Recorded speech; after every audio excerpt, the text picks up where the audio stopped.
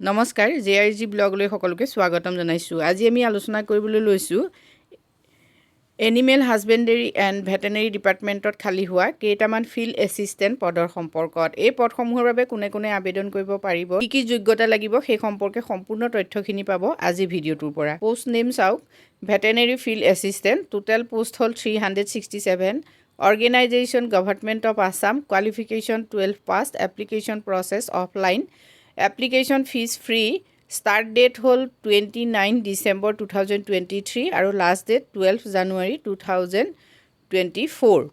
পদসমূহৰ বাবে আবেদন কৰিবলৈ হ'লে যোগ্যতা লাগিব, বিশেষকৈ HS পাছ হ'ব লাগিব, ছায়েন্সৰ হ'ব লাগিব।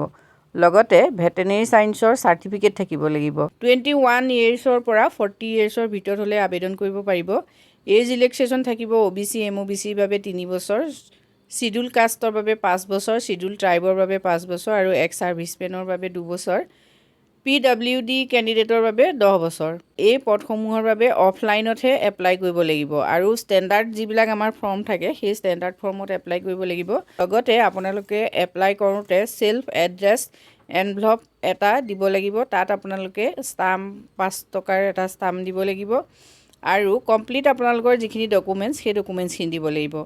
আৰু এপ্লিকেশ্যনখন আপোনালোকে পঠাব লাগিব director AH and veterinary department Assam, Chenikuthi Guwahati 781003।